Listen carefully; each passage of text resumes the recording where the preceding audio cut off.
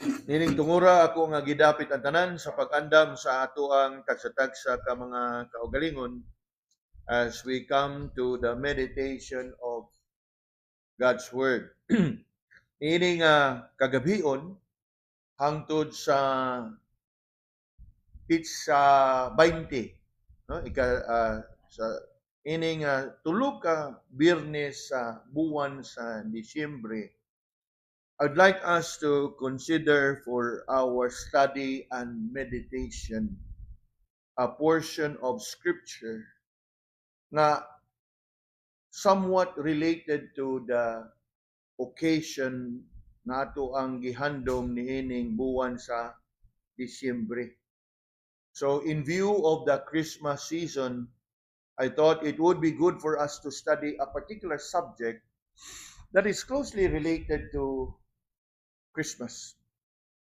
And as you all know, we are having a series of messages from the book of First Peter in our Lord's Day service.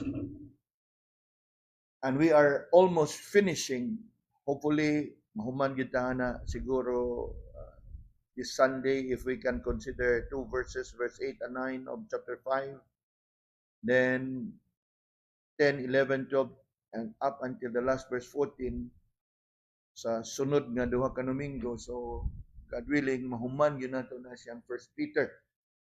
But I am burdened na ato abang gahinan sa atong oras ug panahon ang pagtuon, especially ini nga panahon sa Disyembre ba nga diin daghan kaayo ang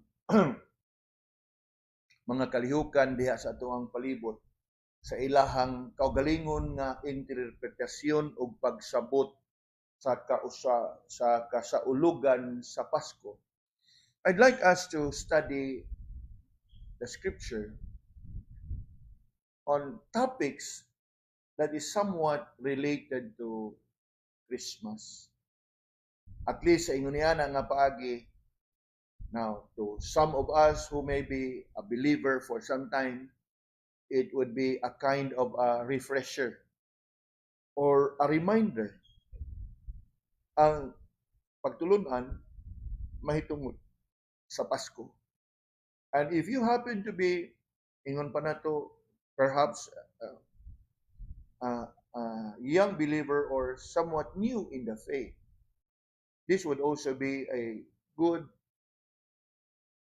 and a great opportunity for you to learn these things in regards to the Lord Jesus Christ, particularly in regards to His birth sa iyahang pagkatao dinhi sa kalibutan. And while I was verse 1 to 14, imbis nga magpili ta og mga verses nga karon, let's say Matthew chapter 2, sunod Luke chapter 2, ang sunod another passage of the scripture mahitungod sa Pasko, I decided nga ato ni siyang tun-an John chapter 1 verses 1 to 14. Kay naa dinhi ang kinauyukan sa kana bang kahulugan sa diwa sa Pasko. John chapter 1 verse 1 to 14. God willing, we're going to study this passage by having a three-part series, no? A three-part series that we will take from these verses 1 to 14 on this theme, Behold the Word. Behold the Word. Ato ang gahinan sa atong oras ug panahon ang pagkat-on ug pag-ilaila kung kinsa ni siyang Word. I'm sure you're familiar with chapter 1 verse 1. In the beginning was the Word, and the Word was with God, and the Word was God. You may have been familiar with that verse, and I'm sure you may already have known that the Word there is none other than the Lord Jesus Christ. Apan niining ato ang series, mga kaigsunan, we're going to go deep in our study in this three-part series. Firstly, we will be looking at the identity of the Word, which will be our topic tonight. God willing, sa sunod nga nga Biyernes, the activity of the Word. Maybe we start from chapter 1 to chapter 9, the identity of the Word, which is our study tonight, and then the activity of the Word, beginning chapter 10 onwards to chapter 14, and then chapter 14, one verse, the humanity of the Word. And the Word became flesh. And so, kiniagi og pagdasig, if you are joining us online, and if you really have time, please, gahini inyo oras sa pag-join kanamo diha sa pagtuon ni ining kanang subject on Behold the Word in this three-part series nga atong pagasugdan karon unya sa sunod nga Biyernes, which is December 13, and then until December 20, the third Friday before Christmas. On this theme, Behold the Word. Behold the Word. So, let's begin by reading these verses, beginning from verse 1 up until verse 14. By way of introduction, basahon nato. Although ang atoang pagatunan, I'm afraid, will only be up until verse 9 or verse 10. And consider the first part of this three-part series, the identity of the Word. Atong ila-ilahon, kay mingon nga itag identity, ang pag-ila-ila nato kung kinsa gyud ni siya. Of course, ako nang ningon, kaila man ta nga siya si Kristo Jesus. But let's go deep in our study and learn more about the Word. It is none other than the Lord Jesus. And so, let us read responsibly these verses, beginning from verse 1 up until verse 14. I shall begin reading verse 1. In the beginning was the Word, and the Word was with God, and the Word was God.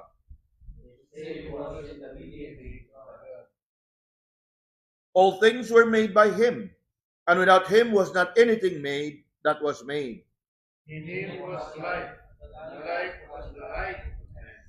And the light shineth in darkness, and the darkness comprehended it not. There was a man sent from God, whose name was John. The same came for a witness, to bear witness of the light, that all men through him might believe. He was not that light, but was sent to bear witness of that light. That was the true light, which lighted every man that cometh into the world. He was in the world, and the world was made by Him, and the world knew Him not. He came unto his own, and his own received him not. But as many as received Him, to them gave He power to become sons of God, even to them that believe on His name. Which were born not of blood, nor of the will of the flesh, nor of the will of man, but of God.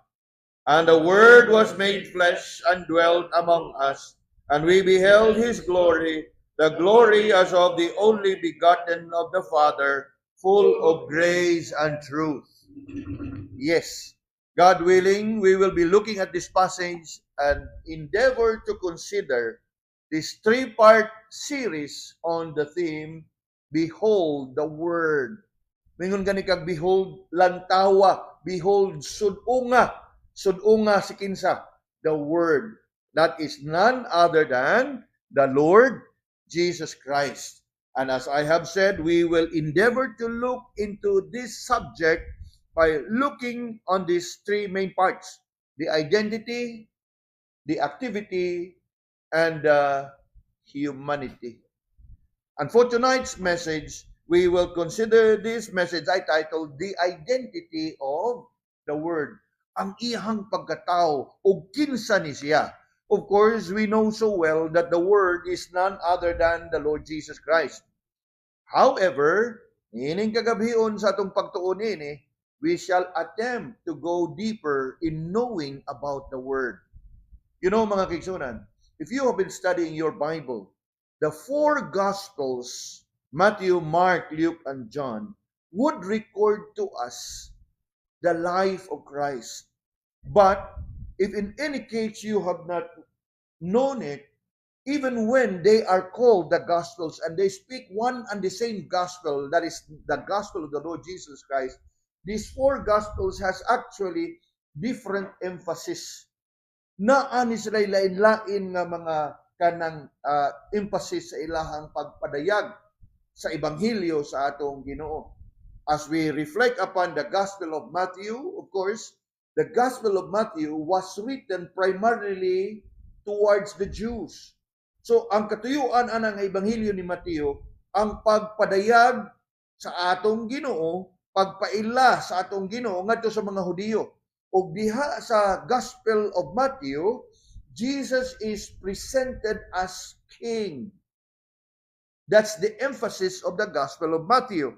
Kay mao na siya gipaabot sa mga Hudiyo, ang hari, the king of the Jews. And so the Gospel of Matthew was written purposely, primarily for the Jewish mind, for the Jewish audience. Whereas the Gospel of Mark, it was purposed to be written presenting the Lord Jesus Christ unto the Romans. Matthew unto the Jews, it presented Jesus as king. Nga naman, because obviously the Jews were looking forward to the coming of their promised Messiah, which is also the Redeemer and their king. In fact, mao kana nga in the Gospel of Matthew, ang maong Gospel of Matthew nagsugod yun sa lineage sa ato ang Ginoo. If you can look quickly in Matthew chapter 1, you will find there a genealogy nga diin gisubay ang kaliwatan sa atong Ginoo gikan kang Abraham ngadto kang David and eventually ngadto kang Ginoong Jesus. Kay nga naman, for obviously ang katuyuan nga makita gyud sa mga Hudiyo nga kini si Ginoong Hesus gikan gyud aning linyaha. Unya nganong kinahanglan man nga ipakita gyud nga gikan in linya kay ang mga Hudiyo nasayod man from the Old Testament that the promised Messiah will come from the line of Abraham and eventually in the line of David. Now obviously kung ato ginang ato lang sumadahon mga igsoon kay this is just an introduction of this message. Abraham, gikan kang Abraham, Jacob. Diha kang Jacob, gikan kang Jacob, line of Judah. Unya, magdagan din na dito sa kaliwatan ni David. Eventually, nga ito kang Ginoong Jesus. But, if you look at the Gospel of Mark, it does not record any genealogy. Nganong wa may genealogy? Kay ngano? Nobody is interested to know the genealogy of a servant. Kinsa may interesado musubay sa ulipon o sulugoon. And that is why the Gospel of Mark doesn't contain a genealogy. The Gospel of Luke. The Gospel of Luke was written primarily to the Greeks or the Gentiles. And unto the Greeks, Jesus was presented as man. Okay? Matthew, king. Mark, servant. Luke, man. And that is why in the Gospel of Luke, you will often read of that verse, the Son of Man, the Son of Man. In other Gospels, the Son of God. But Son of God ug Son of Man, they point to one and the same person. Who? The Lord Jesus. So, Gospel of Matthew, king. Gospel of Mark, Jesus is servant. Gospel of Luke, Jesus is man. Coming to the Gospel of Luke, you will also notice that it records a genealogy. And unlike the genealogy in the Gospel of Matthew, the genealogy in the Gospel of Luke would portray Christ as the Son of Man, tracing the genealogy through the line of Joseph back to Adam, who was the first, the Son of God. That is in the Gospel of Luke. In the Gospel of John, you would notice that like the Gospel of Mark, it does not contain a genealogy. Nga naman, if the reason behind how the Gospel of Mark doesn't contain a genealogy, because nobody would be interested to trace the genealogy of a slave. In the case of the Gospel of John, the Gospel of John does not contain any genealogy because the Gospel of John presented Jesus as God. Way kaliwatan nga imong kasubayan kung ang imong pagailhon ang Dios. In fact, if you notice, verse 1 begins, in the beginning was the Word, and the Word was with God, and the Word was God. And so, let's dive into this passage, mga kaigsunan, tonight as we consider the first of the three-part sermon series on the identity of the Word. I want us to look carefully in verse 1 and verse 2. Because in verse 1 and verse 2, it contains very important truth that we should know in regards to the Word. And look with me closely at verse 1 and 2 and observe here how John introduced the Word. John introduced the Word firstly in regards to his identity and of his existence, that he is eternal.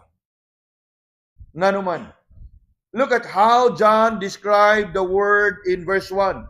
In the beginning was the Word. If you are familiar with your Bible, you would know that Genesis 1 verse 1 begins, in the beginning, God. John chapter 1 verse 1, in the beginning was the Word. Dinhi gisugdan og pagpaila kanato ni Apostle John, who is this Word, and we are introduced to him as one that has been in pre-existence. Pre-existence meaning he already has existed even before the beginning of the world. He pre-existed time. He pre-existed space. Kaya ningon man diha, in the beginning was the Word. Meaning, sa wa pagyud ang sinugdanan, diha na siya daan. He pre-existed time. Nga naman, we think about eternity, it is beyond time. We think about everlasting, it is not contained, confined, or limited by time. And that is how John introduced to us the Word. In the beginning was the Word. So, first thing that we can learn about the Word in regards to his identity is that he is pre-existent. Unya, being pre-existent before the foundation of the world would bring us to a more clearer term. That means, if he pre-existed before the beginning, what does it make out of him? He is eternal. If he existed before the beginning, therefore he has no beginning, he has no end. So who is he? And what is he? He is eternal in his being. And that is what we learn here when John introduced him to us as in the beginning. It highlights to us the pre-existence of the Word, that he was around before the foundation of the world. Now, pila ka na kanato ang malandong ana og naka-realize niya na, yes, we know this very well, that the Lord Jesus Christ is eternal. Upon looking at this passage tonight, I hope we are able to really see for ourselves how wonderful, how marvelous it is indeed that the Word is eternal. And what makes it even more interesting is later on, as we come to the third and the last part of this message, talking about the humanity of the Word. The eternal Word, meaning not contained by time, not limited by time and space, somehow in his own perfect will entered into time. Not limited by time, apan siya disuod sa time. The eternal being slipped through time tunnel and transported into time. Kaya mingon na gani kag in the beginning, mga kaigsunan, that is where time begins. But as you can see, in the beginning, that means he is pre-existent. Because in the beginning, he was already there. In the beginning. So, the very first thing that we can learn about the identity of the Word is that the Word is eternal. Pre-existent, eternal. Ikaduha, you look at the middle part of verse 1. In the beginning was the Word, and then the middle part is what? And the Word was with God. And the Word was with God. So, the Word is pre-existent. In here, the Word was present with God. Where? In the beginning. Pre-existent, present. Where? In the beginning. And then, what is interesting to note is, and the Word was with God. So, atong makita diha that He is pre-existent. Before the beginning, He was there. And He was together with God. He is present with God. And somehow, it gives us that impression that this Word that has been pre-existent and also present with God somehow would tell us that He must be equal with God. Equal with God in a sense nga sama sa Ginoo, He was there in the beginning. Sama sa Ginoo, kauban silang duha in the beginning. Sama sa Ginoo, silang duha was present in the beginning, even in the work of creation.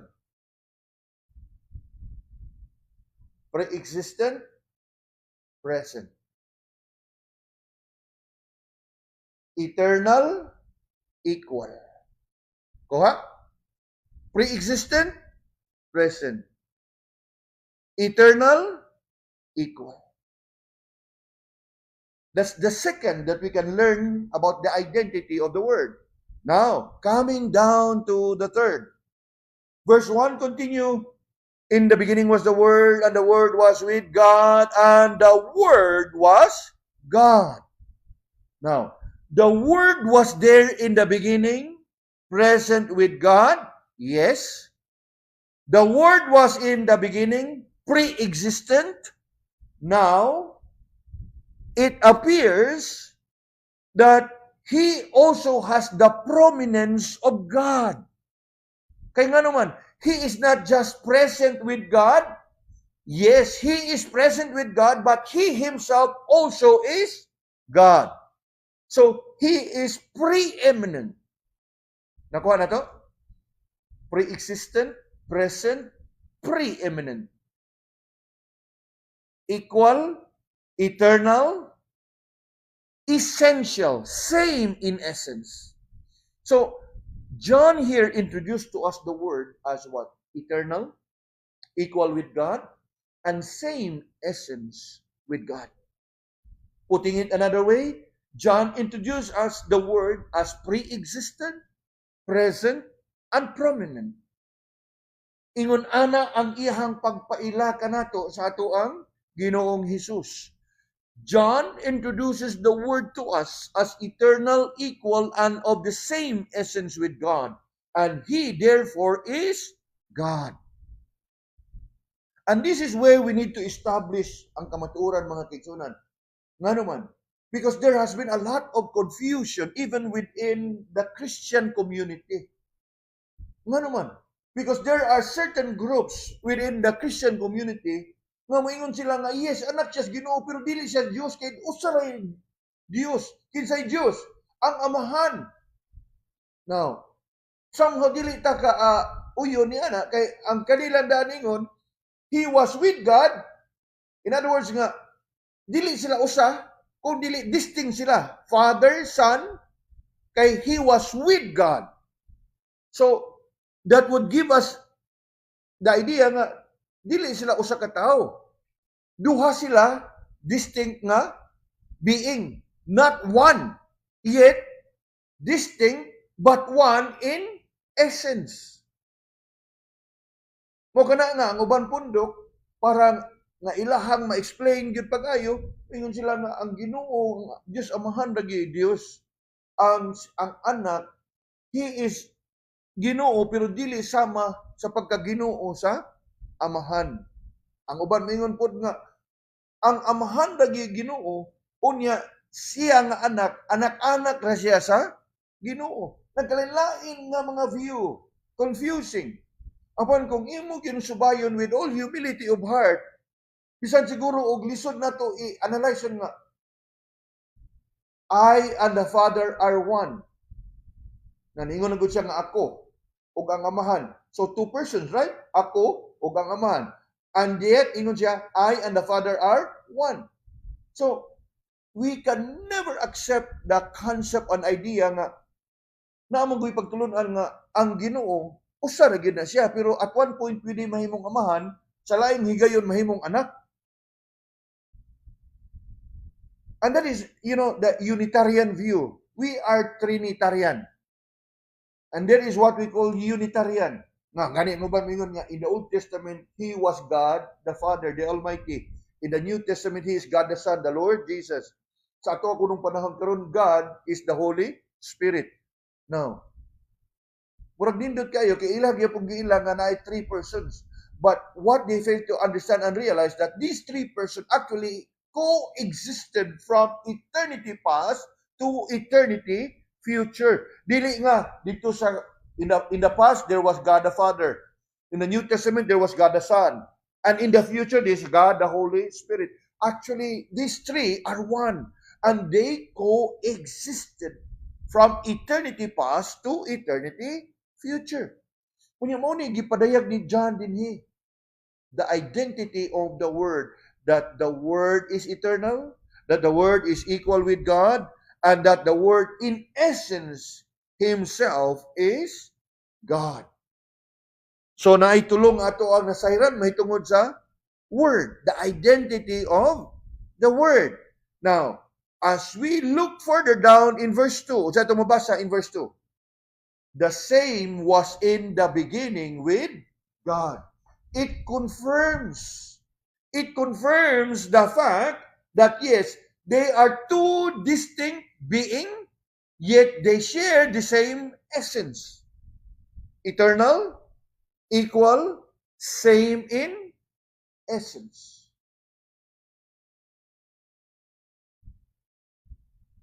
Now, ato ang padayonon. The identity of the Word. We have known Him as eternal. We have known Him as equal with God. We have known Him as in essence God. Come with me to verse 3. And what else can we learn about the Word? According to verse 3, John says, all things were made by Him, and without Him was not anything made that was made. Now, kung sa ito makita diha, all things was made by Him. What does it tell us about the Word? That the Word is what? That the Word is what? He is the Creator. Ilan tawa ang first part of verse 3? All things were made by Him. Wow. All things were made by Him. You know, mga kaigsunan, sa kada panahon sa Pasko, na atong gihandom ang pagkatao sa atong Ginoo, ayaw kalimot na katong gipakatao, kan kinsang pagkatao atong gihandom, He is the Almighty Creator. Mo kana nga di gyud pwede nga atong imagino ng atong Ginoo nga naa permis manger. Mao na nagiyod pwede nga magpabilin bata ang ato ang Ginoo kanang ingon bitaw lang ninyo. Kay katong natawo nga bata, He's the Almighty God. He created all. You look at verse 3. You look at verse 3. All things were made by Him. Later on, in the third part of this series, ato na makatunan in His humanity. Karon we are learning His identity. And in His identity, we have learned His eternality. In His identity, we have learned His divinity, His deity. He is God. And at this point, we have learned and been learning that the Word is the Almighty Creator. Why Almighty Creator? Look again in verse 3. All things were made by Him. Wow. Isn't it amazing? The identity of the Word, His eternality, His divinity, His deity, in here, His being the Almighty. The Almighty what? The Almighty Creator. Kunya, ang atong gihandom sa Pasko, ang iyang pagkatao in a manger. Yes, na di lang ka maghimog issue pa na, you know, sometimes depiction nga naa sila diha sa kasungan to remind us nga nahimo gyud siyang tao. Pero sa pagkahimo niyang tao, ayog yung kalimot nga, that baby in a manger is the Almighty Creator. Dili nimo pwedeng malimatahan ang Ginoo. In the same way nga di nato pwedeng ma-imagine nga kanunay gilansang si Ginoong Hesus sa cross. In the same way gani nato pwedeng imaginon sa nga atong Ginoo na pabiling bata. Kay ang atong Ginoo sa wa pa siya mahimugso dinhi sa kalibutan, siya ang Dios magkagagahom sa ngatanan. And that is one of the reason nga kanabang we do observe and celebrate Christmas, but not the way as the world. Kaya mura bag ilaha bag malimitahan. Yes, they observe, they celebrate nga nagtao ang Ginoo, pero sa pag-project nila anak ng mga kuan, mura bag malimitahan nimo ang nawa na ginihinuon sa tinud-anay nga atagan nimo focus ba. Ang katong gihimugso bisan tuod og inosente nga bata, Dios magkagagahom sa ngatanan. And according to verse 3, unsa iyang identity? He is the Almighty Creator. Why Almighty? Nga naman, all things were made by Him.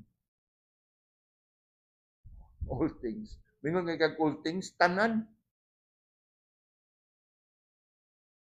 Unya, ang ikaduhang bahin, a restatement of the first half, ingon diha, and without Him was not anything made that was made. To really make it very kanabang sure or clear that all that comes into existence have existed because God created them. Unya, kung atong lantawon pag-ayo ang verse 3, mga kaigsunan, na duha ka butang atong masayran diha.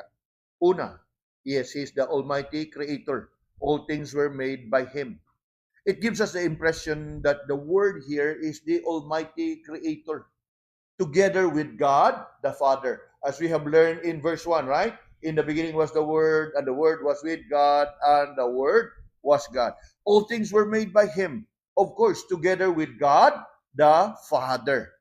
Putting it in a more clear, without confusion, God the Father was the author of creation. The Word, which is the Lord Jesus Christ, is the agent of creation. In the same way that God the Father is the author of salvation, but Jesus Christ is the executioner. He accomplished the work of salvation. Mo na una nga atong mahibaw-an diha in verse 3. Ikaduha, it gives us that clearer understanding because of His being the Almighty Creator. That means the Word is not a created being. Na importante ni siya ang atong sayron mga kaigsunan. Again, because there are churches that teaches that Christ is a created being. Now, if you are a created being, how will you be able to create all things?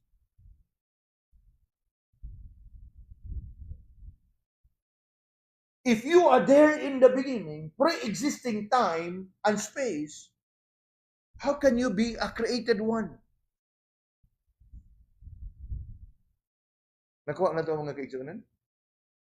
If the verses, all things were made by Him, therefore, He is the Almighty Creator. And if He is the Almighty Creator, it goes without saying that He is not among the creation.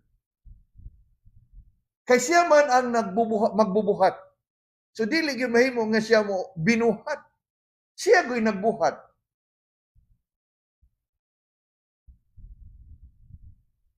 Now, I know tonight's study and message may somewhat be academic, but I pray nga ato ba ni siya nga masabtan o ma-establish ta dinhi kay mo ni siya pinaka-importante nga kamatuoran nga atong masayran may tungod anang pagkatao sa atong Ginoo.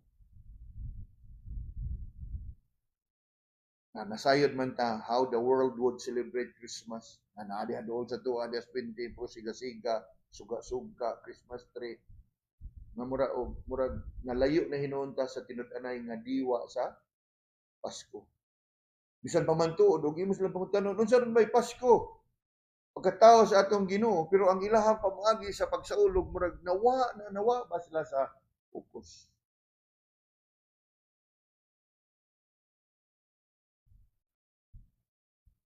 So, what is it that we learn about the Word, the identity of the Word? His eternality, His divinity, His deity, and that of His being the Almighty Creator. In fact, as we consider what John here said about the Word, all things were made by Him, and without Him was not anything that was made. Mahinumdum ko sa gisuwat ni Apostle Paul to the Colossians. In Paul's letter to the Colossians, somehow he wrote something on this regard of how he equate the Lord Jesus with God the Father. Now, atong lantawon sa makadiyot mga kaigsunan. Turn with me. Hold your finger in John. Put your finger there. And turn for a while to Colossians. Colossians chapter 1. Haron masayran gyud nato. Who is this Word? Yes, we know that He is none other than the Lord Jesus Christ. And who is the Lord Jesus Christ? Now, atong lantawon ha. Colossians chapter 1 and verse 15. Now, the context here is all about Jesus the Son. As you can see in verse 13, last part, unto the kingdom of His dear Son, referring to Christ, in whom we have redemption through His blood, even the righteous forgiveness of sins, referring to Christ, right? Look with me in verse 15. Who is the image of the invisible God, the firstborn of every creature. The image of the invisible. Now, is it possible that an invisible can be visible? Invisible God. Hindi yun kita. And yet, it is possible in the Lord Jesus that in Him you will see the image of the invisible God. Now, of course, the word firstborn there does not refer to His being created, but simply means in reference to His begottenness of the Father. He is the firstborn. He is the one and only begotten Son of the Father. Now, come with me to verse 16. Ingon diya, for by Him, look at verse 16, for by Him were all things created, and that are in heaven, and that are in earth, visible and invisible. Now you look at that. All things. And all things including visible and invisible. Wow. Kaya nga naman, diklaro gina ni Paul diha, kaya nga naman, mingon nga created things, kato atong makita. But you know what? There are things that cannot be seen and yet still created by God. For one, the air that we breathe. Then, of course, the evil spirits. And that is what we read here. Now, doon pa na yun. Verse 16 continues, visible and invisible, whether they be thrones or dominions or principalities or powers. All things were created by who? Him. And for Him. Gihimo ni niyang tanan para unta sa iyang kadungganan o sa iyahang kahimayaan. But we know very well what happened in the Garden of Eden. Man fell into sin. Now, verse 17. Ingon diha. And He is before all things, and by Him all things consist. You look at that. Before all things. Again, pre-existent. He is before. Before time. Before space. Before the foundation of the world. So what does it make out of Him? He is pre-existent. And pre-existent, existing prior to time and space, you are what? You are eternal.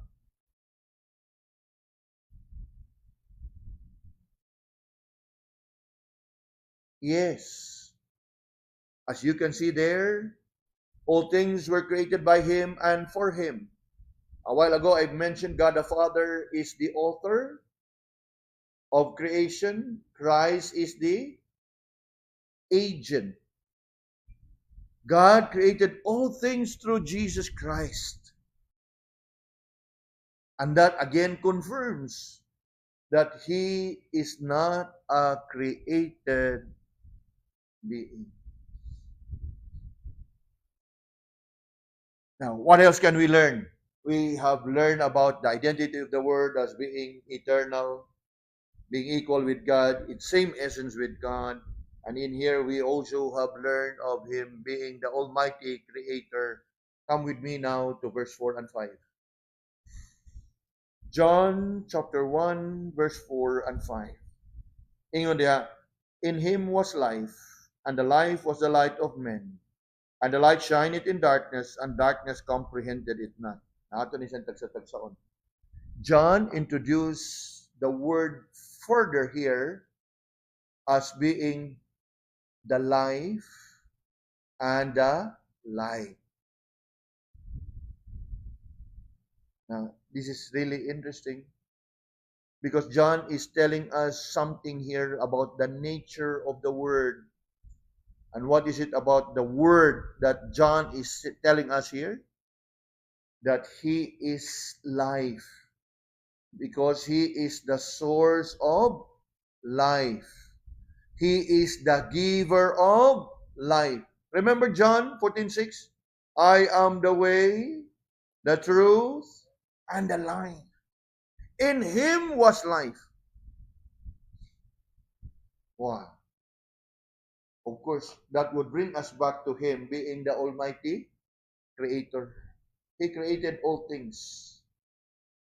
And in creating all things, He giveth life unto all His creation. Apan, ang kining kinabuhi nga gisulti dinhi is not limited only to physical life. Because, in fact, it is more about the spiritual life. Nga naman, kay gidungan ni siya og hulagway pag-mention life and light. You know, ang usa ka tawo makabaton lamang sa kinabuhi espirituhanon kung anaa siya sa kahayag. The light of the world. And that is what John is writing here. In Him was life, and the life was the light of men. Now, that word their life, as I have said, is not much on the physical life, but more on the spiritual, the regenerated life. Kaya nga naman, it is only when you are regenerated that you can have the light of the Word, not the light of the world, but the light of the Word. Ang kahayag gikan sa pulong sa Ginoo. Yes. Ingon pa gani diha, and the light shineth in darkness, and darkness comprehended it not. Now, that becomes even more clear that this is spiritual in nature. And isn't it interesting, mga kigsunan, how John here described Jesus as life, and that life was the light of men. This is in view of God's work of regeneration that would bring about salvation unto men from darkness unto marvelous light. But there is that irony in there. Ano man, that light shineth in darkness, but sad, because darkness comprehended it not. Later on, in John chapter 3, if you can turn your Bibles there for a while, we read in verse 19. John chapter 3, verse 19, it says, and this is the condemnation, that light is come into the world, referring to Christ, and men love darkness rather than light, because their deeds were evil. Unya, mo ni atong nakita karon mga igsoon. If any case nga wa ba nato makita, the world will often celebrate Christmas with lights, but not the light that is of God, but physical lights. Kabantay mo? Suga yun, kadaghanan niya. Mingon yun na sila, pagpahinumdum ni sa kanang kahayag na dala sa atong Ginoo. Apan kung imo ning lantawon nga mga kahayag na makita nimo, does it really point you to the Lord Jesus? Obviously, no. It points you to the world even more. Ay, kalingaw sa kalibutan, kasadya sa kalibutan, the pleasure of the world, labi pa ang mga flickering light. Nakuha na to? Gani mga kaigsunan, I've read some writings and even like mga articles. Martin Luther himself, sa panahon sa iyahabang panahon, nga sa iyahabang kalipay nga nada siya diha sa kahayag, nagpadayon gyapon siya og panahon sa Pasko, nagtukod gyapon siya og Christmas tree diha sa iyahang balay, kunya iyahang gibutangan og mga kanang adorno og mga kanang ingon pa nato suga, lanterns og mga candle, og quoting him ingon siya nga, this reminds us of the light of Christ. Now siguro niya itong tungura sincero si Martin Luther sa iyahang katuyuan nga iyahang gibutangan og suga ang iyahang Christmas tree. After all, he is in Germany, daghan dito kanang mga evergreen nga mga punuan nga pwede, no, nga sa iyahang kagalingon. Pero sa iyahang paghimo ato, wa dito siya magdahom nga mahimong kustumbre nga sundon sa uban nga mga tao. Of course, di po kang makapugong sa tao kay daghan gud gahangad nimo. Daghan gud ang naglantaw nimo nga gihimo kay Martin Luther, pwede sa din nato. So unsay nahitabo? So gikan dito sa yano nga pagpahinumdom ni Martin Luther siyang kagalingon nga kini nga punuan pagpahinumdom kanato sa Pasko o kining suga pagpahinumdom sa kahayag nga dala sa atong Ginoo sa iyahang pagnganhi sa kalibutan. Nindot ang iyang katuyuan, di ba tinuod? Pero sa diha nga gi-adapt na sa kalibutan, what happens? Wow, dili na lain-lain nagkulor ang suga, dili na kandila. Nagkalain-lain nag-design ang suga. Di ba? Unya, kinsa man ko'y makiglalis sa una, sa wa pa gyud mamoderno kaayo ang Pasko. Ganahan kayo ang tagbalay nga maghimo og parol. The star. Humingon din sila nga, no, sa Bible, it was the star nga nagiya sa 3 wise men. True? True. In other words, naa sila'y tinguha nga mo ilang katuyuan. Pero unsay nahitabo sa star karon, colorful na kaayo. Nga imbis unta nga magpahinumdom nimo in that biblical account, karon kinsa pa may mahinumdom, itan-aw nimo nang siga-siga pagpaw na pa may mahinumdom sa wa na oy. Ang kalibutan nun na nga mga pangunaw na ang musuod sa imuhan. In other words, nalihis gyud, grabe ang kalihis.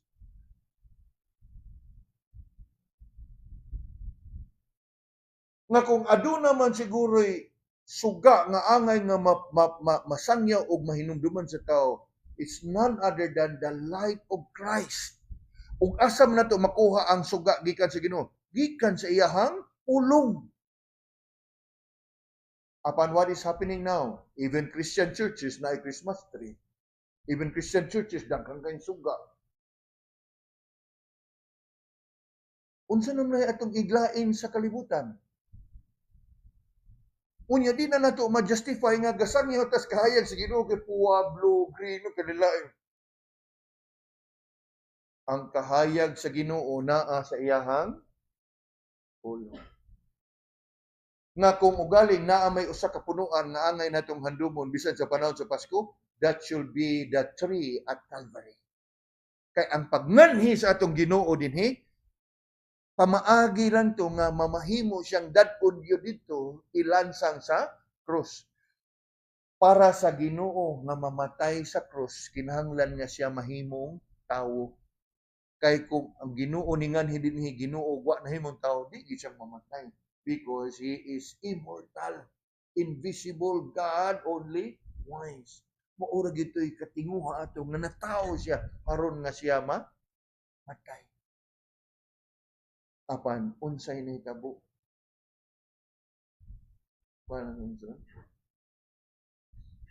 The word is the life, and then what? And the light. The light of the world. Now, I hope you are taking note of this nga inyo bang masave sa inyong memory because kani mo ni sa mga bililhon kayo ng kamaturan na angay natong masayran ug nganong atong gihandom ang Pasko. Especially as we reach the third, no? We are still on the 3-part, the identity. Next week, the activity. The last, the humanity. Kay naa gyud in His humanity ang kinauyukan sa kahulugan, nahimo gid siyang tao o kinahanglan gid siya ipakatao aron siyang mamatay dito sa krus. Kay diha pinaagi siyang kamatayon atong maangkon ang kapasayloan sa atong mga sala. Now, coming down to verse 6 and 7, si John din nagsaysay na before the Messiah came, there was a messenger before him. And who was that messenger? You look with me in verse 6. There was a man sent from God whose name was John. The same came for a witness. So he was a messenger. Mingon gani kag messenger, mensahero. He serves to be the advance party. Siya mo'y magpahibaw, siya mo'y mubudyong, siya mo'y mo-announce na umaabot ang promise Messiah. Kunya giklaro naghanay diha ni John that there was a man sent from God whose name was John. The same was for a witness, to bear witness of the light. Nga siya mo'y muproklamar sa kahayag nga moabot, that all men through him might believe. Gani, giklaro gyud na pag-ayo ni John diha nga kini siya nga iyang ginganlan. There was a man sent from God whose name was John. Obviously, referring to John the Baptist. The Apostle John, or John the Beloved, makes it very clear to avoid confusion. He distinguished Jesus from his cousin John the Baptist by making clear of the role. Whereas John is mentioned, whose name was John, he is the messenger to witness, to proclaim Jesus was the Messiah. And that is what we read in verse 8 and 9. He was not that light, but was sent to bear witness of that light. That was the true light, which lighted every man that cometh into the world. Now, 4 things before we wrap up tonight's study. 4 things we can learn about light. And that light that John here is describing. Una, going back to verse 4, we know that this light originates from Christ. And this light, ikaduha, cannot be and could not be overpowered by darkness. Verse 5. Then, ikatulo, this light is unique. Why unique? Because it is that light that would bring life. Now, tutukan nato ni pag-ayo mga igsoon aron dili ta malibog. Look at your Bible in verse 4. In him was life, and the life was the light of men. Okay? And in verse 9, that was the true light, which lighted every man that cometh into the world. That cometh into the world. So, light that bring life. Every man that cometh into the world, ang mabuhi niini nga kalibutan. And fourthly, this light enlightens everyone. Muna siya diha ang gingon. Every man that cometh into the world, which lighted every man that cometh into the world. In other words, ato ning dunggo na. We are more familiar with, I am the way, the truth, and the life. You know, mga kigsunan, we can add one more to it. Jesus is the light. And He is the only light that can bring light to the world. Now, obviously, that light there is that light that brings us to salvation. You know, that imagery from darkness unto light. Why lain makada kanato diha sa maong kahayag, which actually is a picture or an image describing our salvation. From darkness unto light. There's only one light nga makahimo ni ana. And that light is Christ. And the light of Christ is in His Word. Naniining panahon sa Pasko, mga kaigsunan, if there is one light nga ngay natong ipakitag, ipadanaag nato sa kalibutan, that should be the light of Christ. And you know this, right? In the Sermon on the Mount, the Lord Jesus said, "You are the light of what?"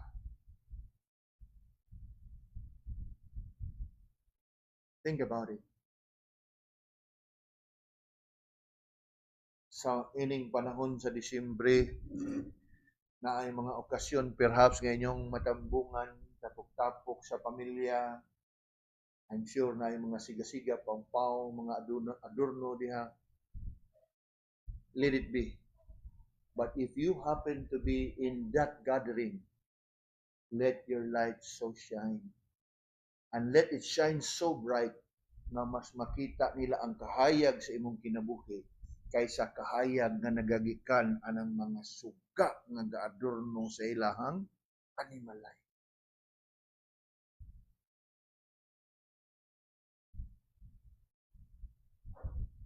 Di ba nindot ninyo? Let your light so. Yes. Now, we're not making issue about all these lights na naandan na mga diha sa ato ang mga kasilinganan o sa ato ang mga kaubanan o mga kaparintihan. Na inig-adto na to dito, ayan na lang pag-ingon mo.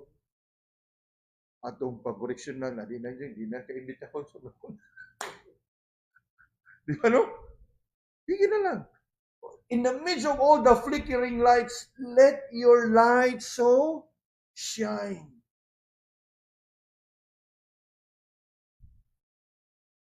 You know, usan na siya sa ato ang kanang giatubang nga challenges when we started ani nga simbahan. Sa pirmiro yung tuig nga nagsugod ta simbahan, pastor, wa di ta anang pambukan. Ay, hinay na ko sa buwa ka na. You just struggle. Unya, sa una nga, kada December, magkaruling man mi, kada gabi, karuling sa mga balay-balay. Ang uban in taon siguro, may imagine ako, gipanghipo siguro ba ilang mga Christmas tree. Now,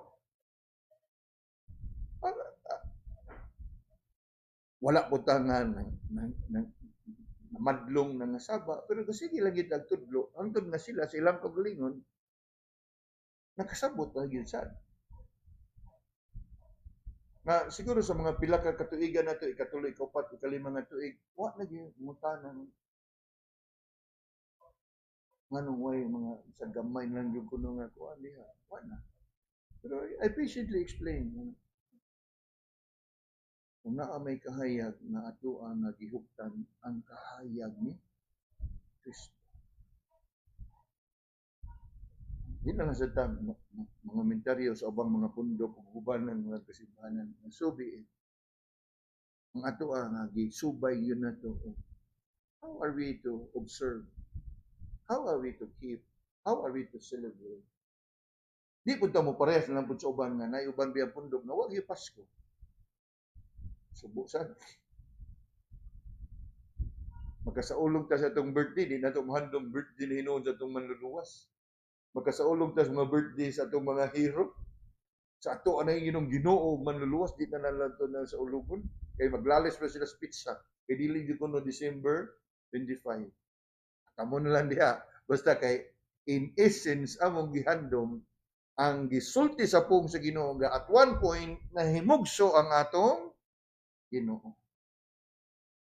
And so mga kaigsunan, even to those of you who are with us tonight through the internet, yes, we are learning this on the occasion of Christmas with prayer sa ako ang bahin na ako ning matudlo diha ninyo nga kamo usab masangkapan ba nga maka-discern mo sa inyong kaugalingon how you should conduct yourself in relation to the celebration and the occasion and how you should go about. Kaya nga naman, di man yan kalikayan, makadto tag mga balay-balay, atong mga kaprintihan, wah, daghan kaayo nga mga adorno o mga dayan-dayan.